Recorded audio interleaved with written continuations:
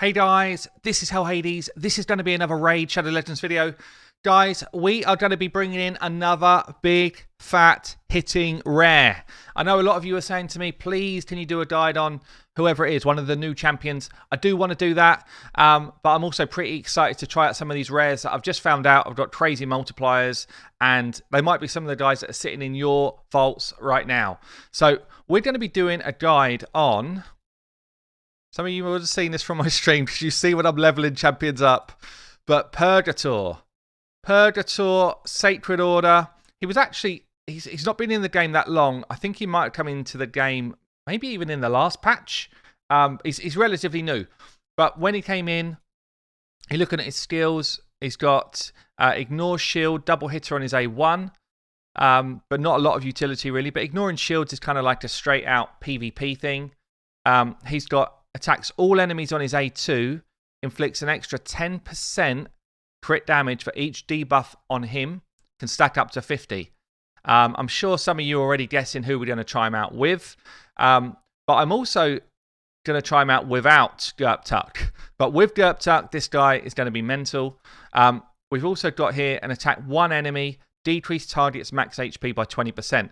Now, until I'd done those recent videos about how to do damage and how damage scales, I probably would have said in my, and I probably did actually in my tier list, forget this guy, he's got no real utility, blah, blah, blah, load of rubbish. Actually, this amount of books that go straight into damage significantly change the amount of output of damage he can do because of the way multipliers are built. So Purgator is going to actually be a beast. I'm almost certain of it. If you guys want to find out multipliers and stuff like that, so I've literally just been unlocking this stuff myself. It's been in the community in like the background areas for a while. I've only just kind of got it to a place where everyone can access it really easily. So all you have to be is any form of member to the site, go into the membership little drop down tab here and look at champion lookup. And it will take you to this little embedded file, and you can just pull out any champion, Purgator here, and it will drop down the multipliers. Now, what it's going to tell you is what's the actual multiplier value. So for his A1, he's got a 1.5, and he gets 20% extra damage from books. His hits are going to be average. But his A2 is what I'm interested in. He's got a 20% book damage value, a 3.2 multiplier, which is not bad for an AOE.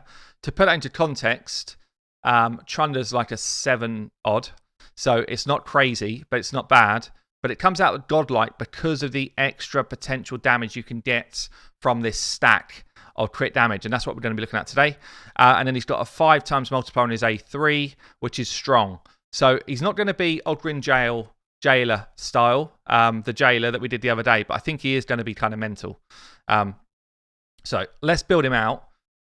What I've done so far is put an attack ring on him with good attack roll. I've put crit damage on him, and I've put attack banner on him. I am going to use the optimizer to build him out first. I'm going to build him out full crazy nuke, absolute crazy nuke for that A2 to smack.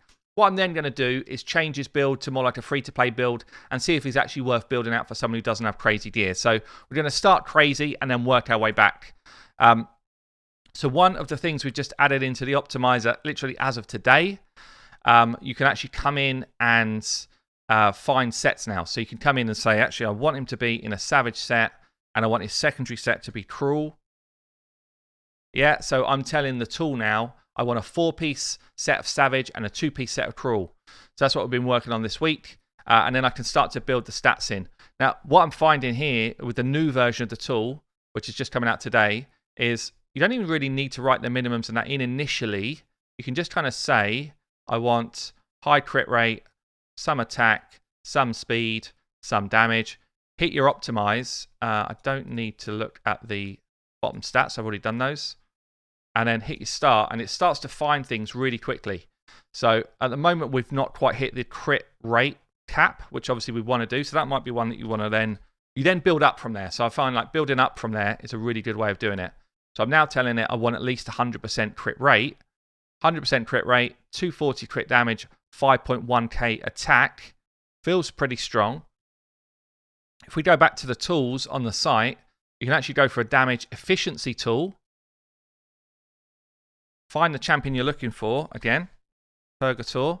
And then let's just see if those numbers are good in terms of efficiency of damage. If you've not watched my damage efficiency video, you probably should have a look at that. I'll ping it below.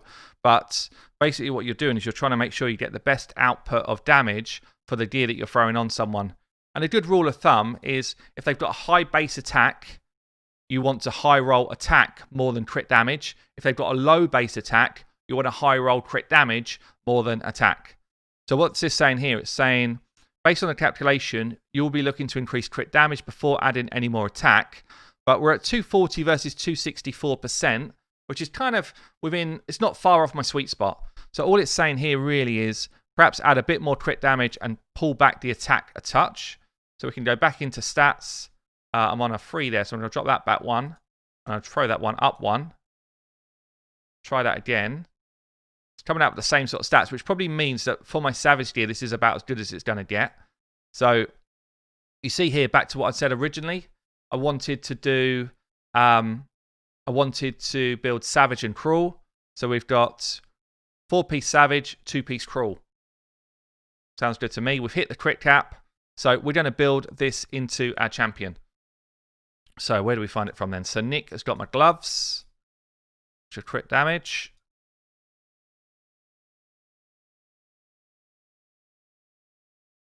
Ghostborn is wearing my shirt, which is Cruel. Boots are free right now in Savage gear. So they're actually 5-star with crit rate on them. 5-star with crit rate, higher crit rate than that, 20%. Look at those bad boys. We've then got shield and helm, both with crit rate and both with speed.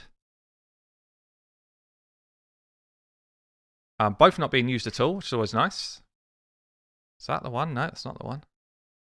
Must be not that one either. There it is. And epic, there we go. And then the last piece is a weapon that's being used by Draco right now in a Cruel set.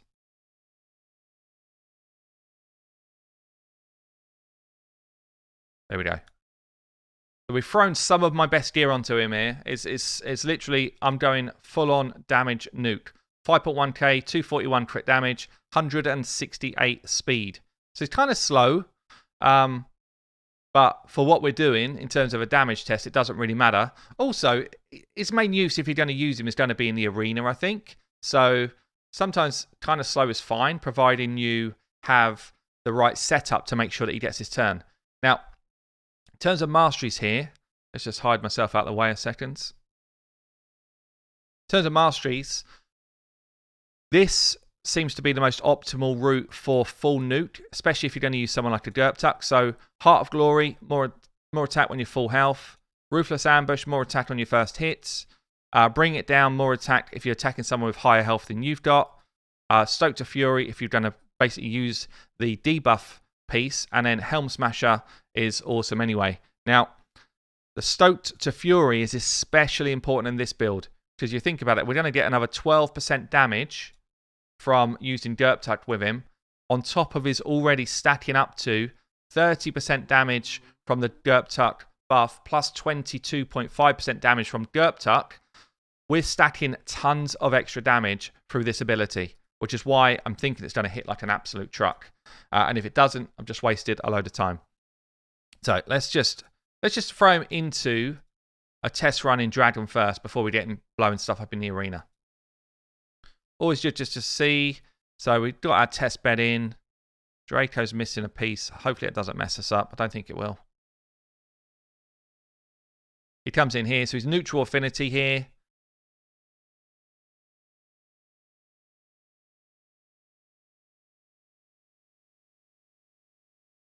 We get our increased attack on, which gives us a 1.5 multiplier on any damage that he's going to do. We poison them out. Draco drops their defense and weakens them.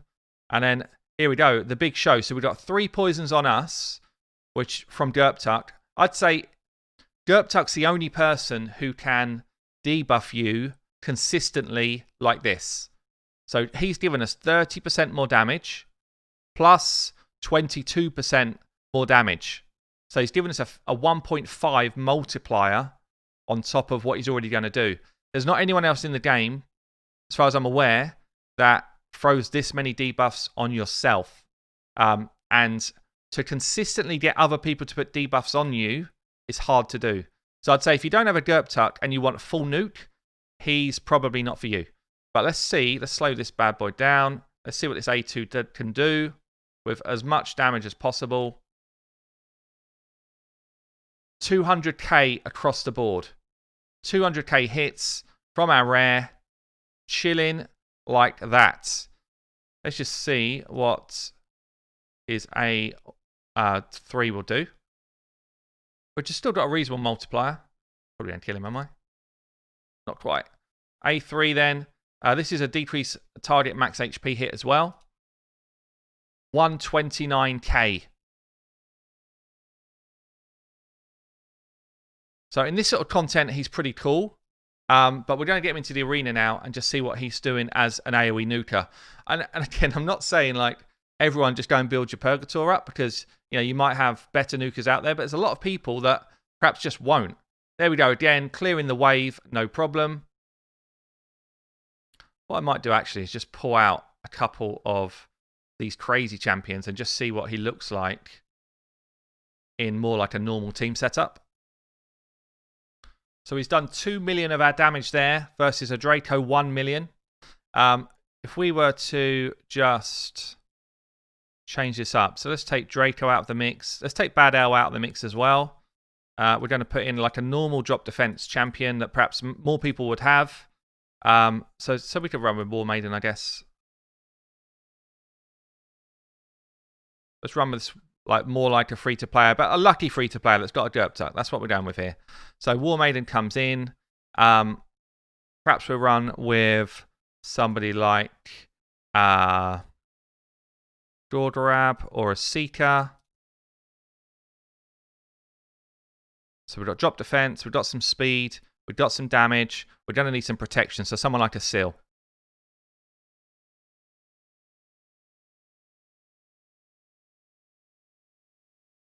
Where is she? Someone like a Seal. So let's see what he can do in this sort of comp.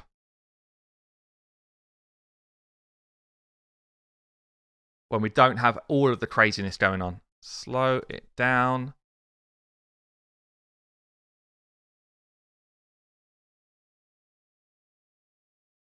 Feels like he did more damage. I don't know why. It feels like he just hit harder than he did the first time. 44k without anything on.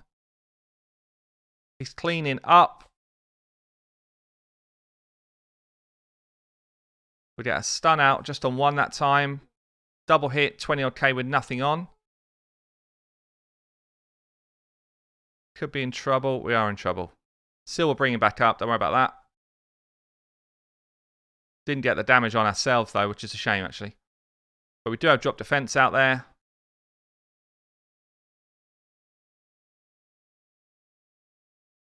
For the next one, 80 odd Ks. So you can see, pretty nutty damage, even when he doesn't have all of those debuffs going on. But he definitely benefits from having like the Gerptuk debuff happening. 1 minute onto the dragon.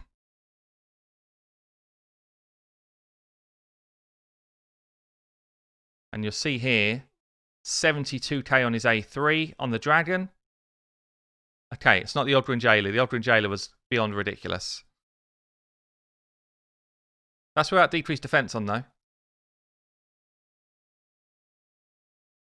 55k there.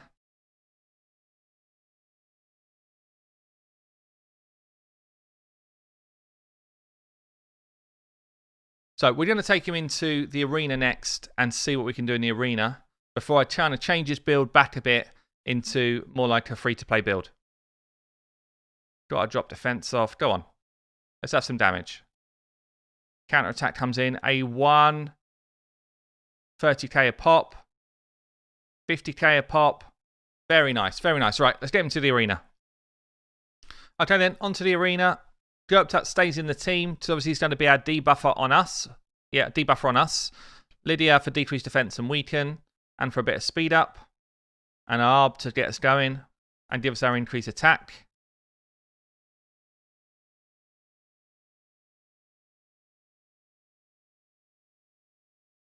Here we go, A2. 190k. 190. AOE 190. I know I'm fighting nothing teams here, by the way, but I don't know if I've ever seen a 190 on an AOE. I obviously don't own a Trunder. Wow, that was ridiculous. Let's try that again. Are we going to get a turn? These guys are going to cut in. Hopefully we're still good. Slow this one down. Decrease defense and weaken everywhere. We can weak hit here. Let's see, we've got a tank this end. What are we doing? Oh, that is an AoE. I tell you now, you're going to struggle to beat that. Let's take out Gerptut and just see what he does without the Gerptut help. Wow, that's some crazy numbers right there. Let's see what he does without Gerptut in the team. So let's just go for another speed up. That is pretty ridiculous. The other thing we should test, which I will do in a second, is he going to do that on auto, which I'm sure he will. It's its main ability. Without Gerptut giving us the bonus damage. Still like 80Ks, but you can see how insane the Gerptut buff makes him. Let's go with another one here. Let's try this just throwing through on auto. So if you guys are struggling for your arena nuker and want someone different, this guy might just be the one. So I'm gonna change this gear back up now. Obviously we can see. In fact, I should just try it in proper arena mode. Don't want to. Trouble with proper arena mode is actually hard for me to make sure I'm going to go first. Which team should I fight here? These are all ridiculous. Let's throw him into. So I need to put Gerptut in the team as well. Let's just try and see if I can do what I just did. I might just struggle. We'll see.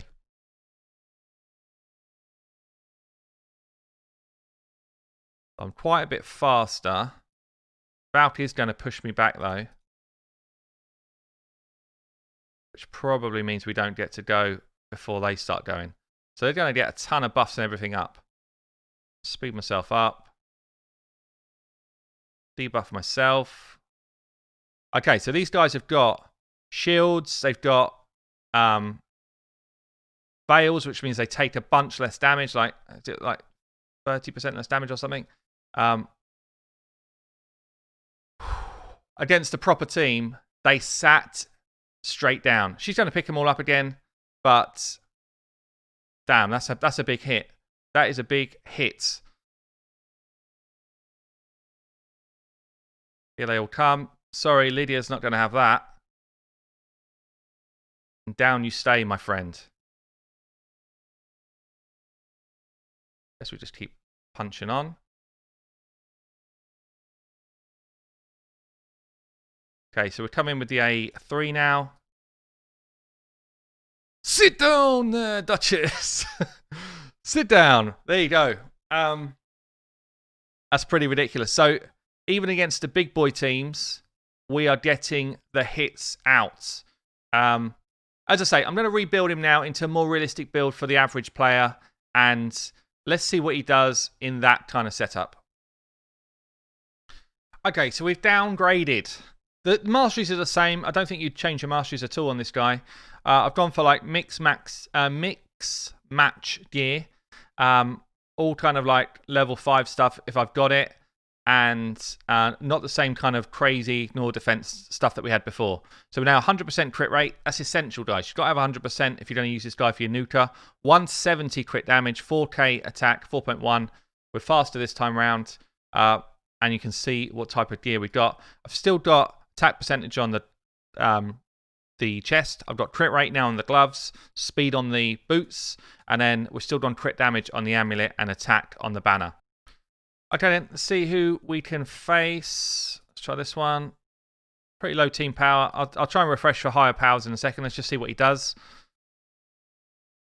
So we've got the same setup. Increase attack. Drop defense. Obviously these are weak, so I'm just almost blowing them up anyway, just doing that. Get our debuffs on, and then still hitting for like 80k across the board, even with this build. Let's just reasonable team, 160.